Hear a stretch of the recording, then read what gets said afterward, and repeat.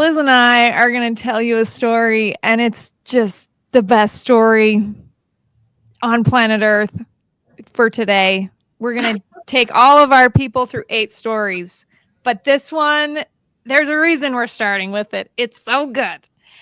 And we are going to introduce you to the real stars of the Peter Pan story.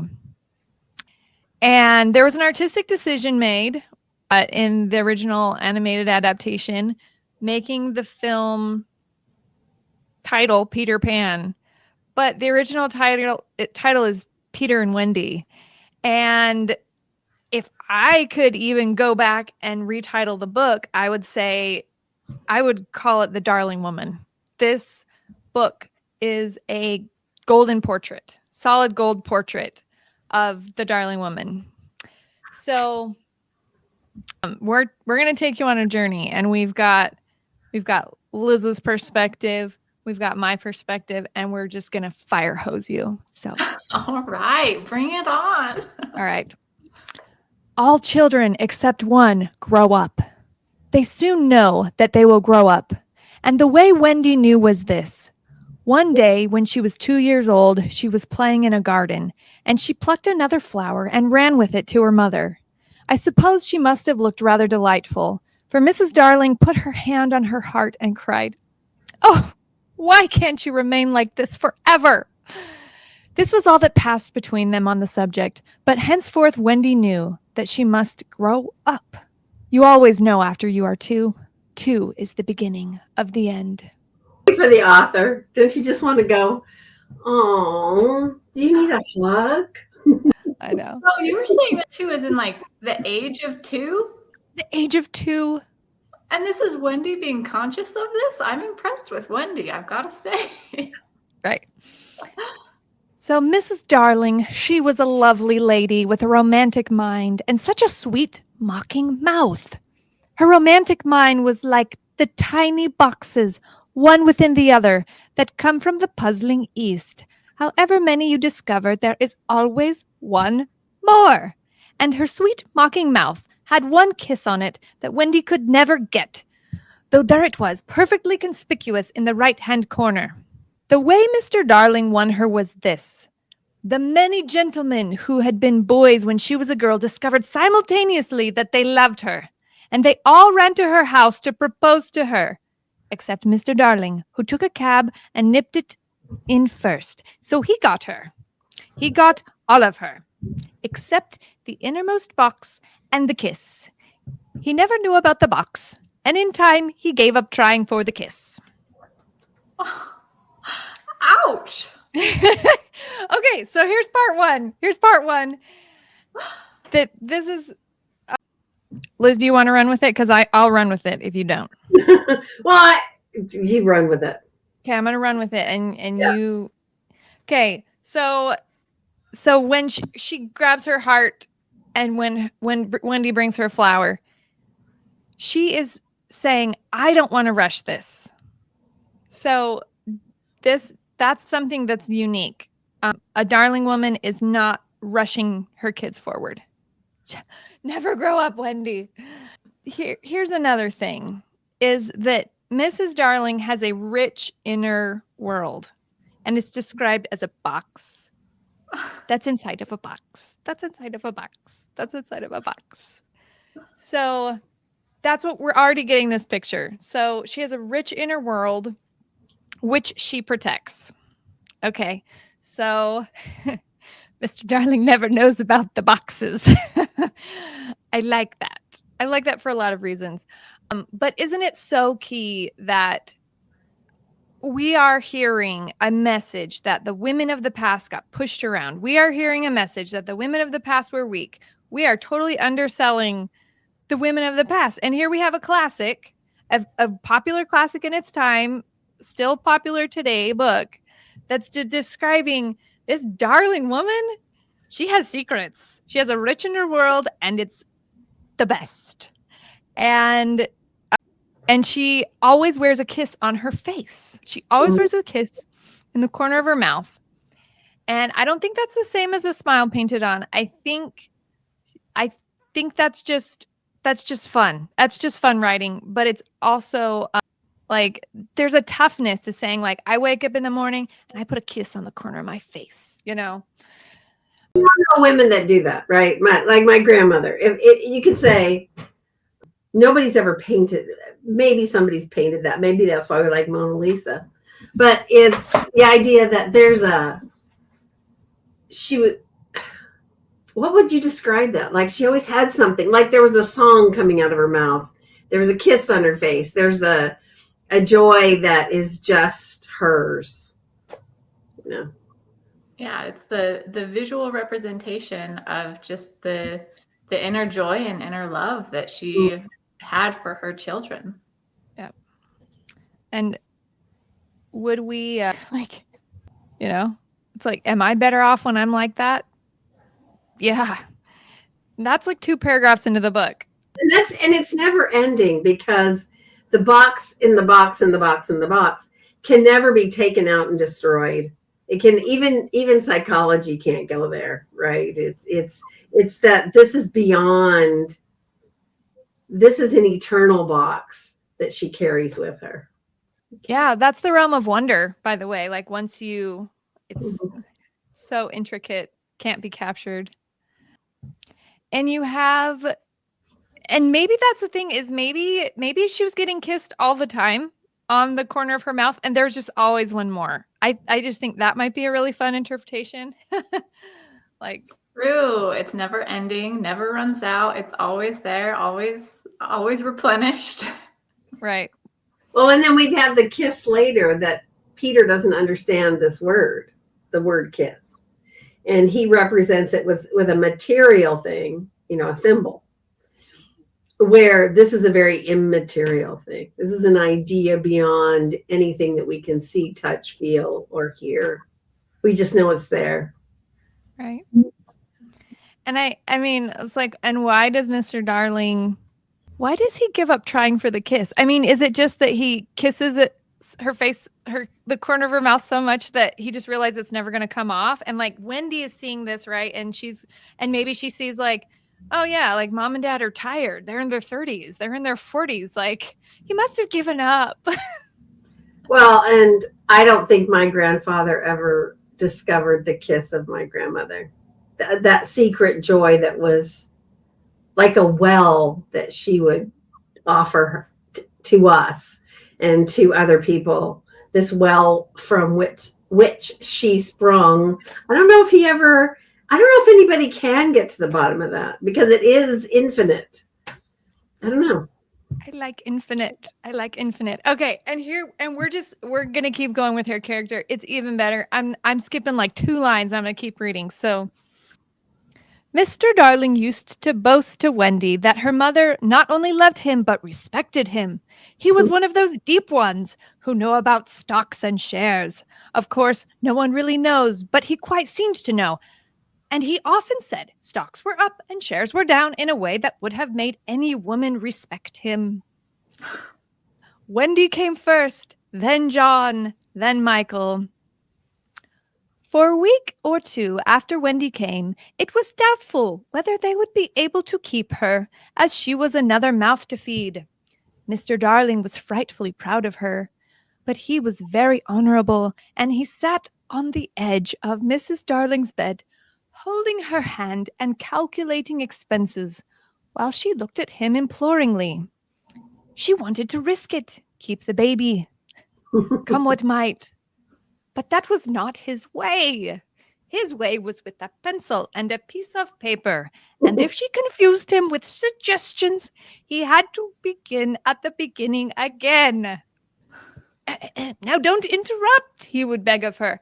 I have £1.17 here and 2 and 6 at the office. I can cut off my coffee at the office, say 10 shillings, make 2, 9 and 6. With your 18 and 3, makes 3, 9 and 7. With 5 not in my checkbook, makes 8, 9, 7.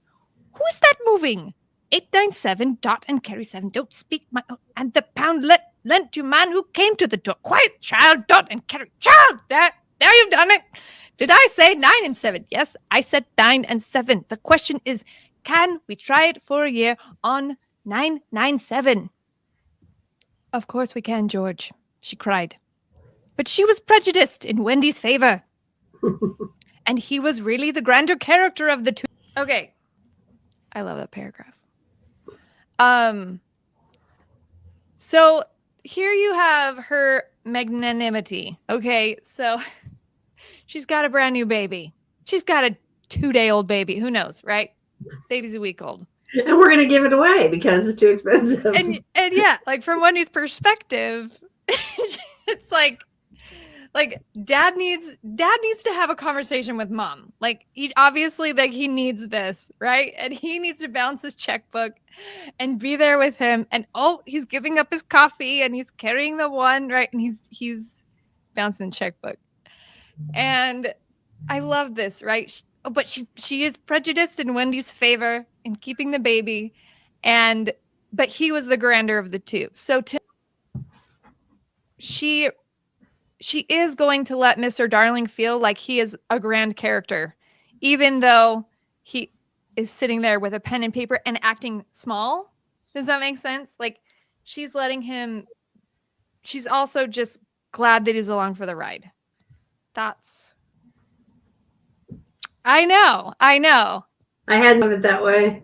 What I see of it is that, of course, she wasn't ever going to give the baby away. I mean, it's obvious. First of all, there's no story. Second of all, there's the financial pressure on, and you and I have talked about this.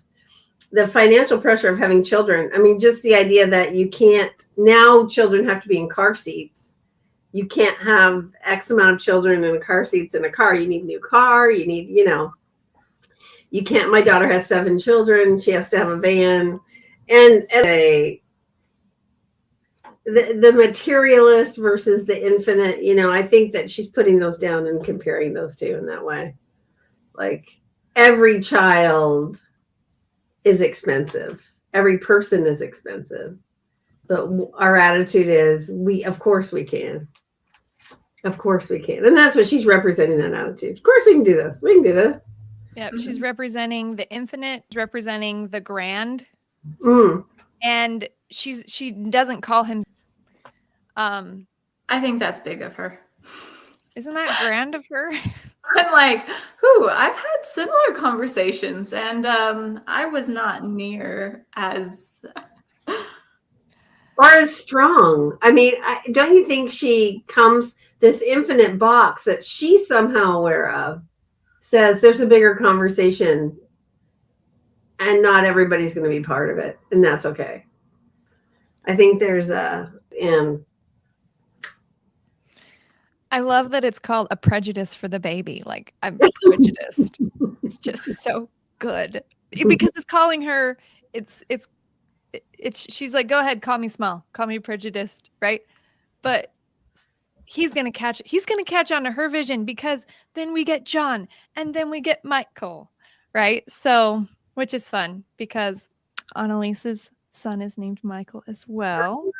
And then we get the Lost Boys, and they take on the Lost Boys at the end of the. I'm gonna get that.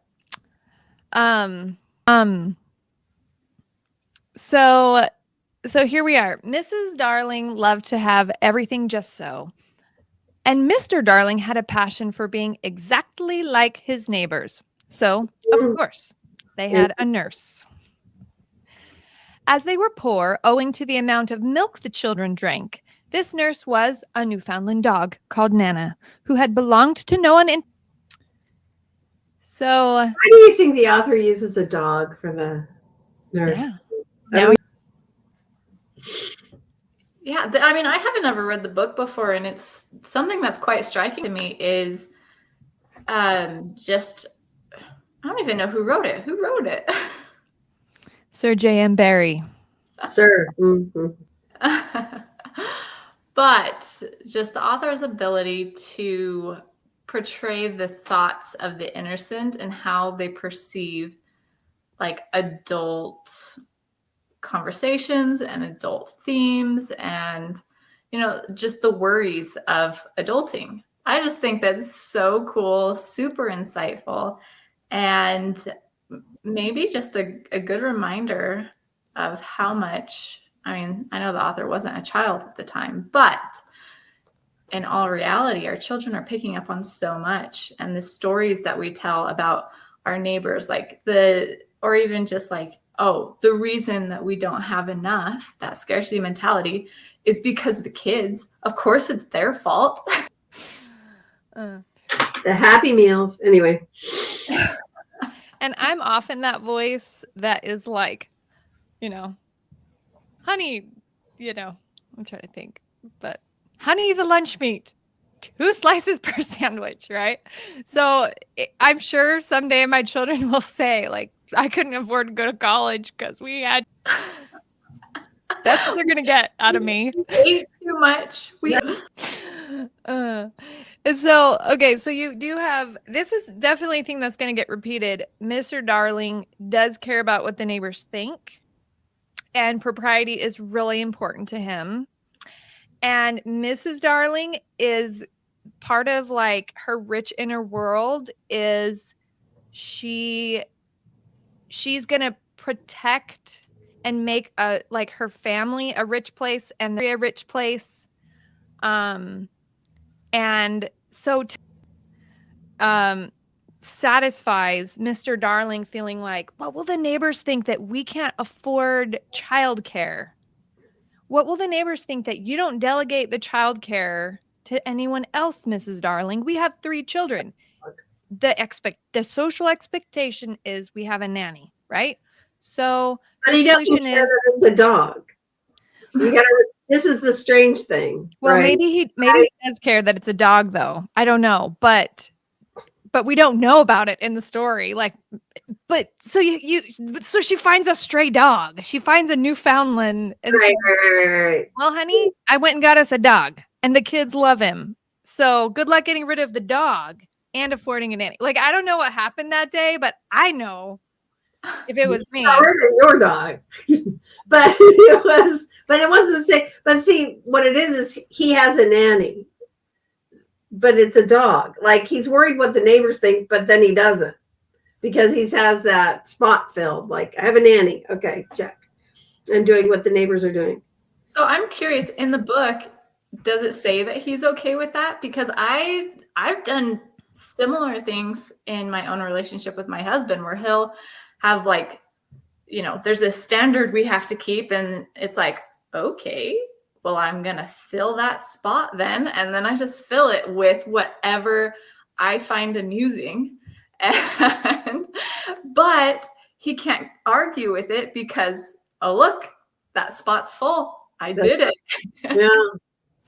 Good luck getting a nanny now. Curious if that was her, if that was her intention of like, well, I'm so innocent. I did what you asked me to do. I got I totally think that's like the genius. Like, isn't she you just love her because you're like, sometimes I do that stuff, but she represents doing it.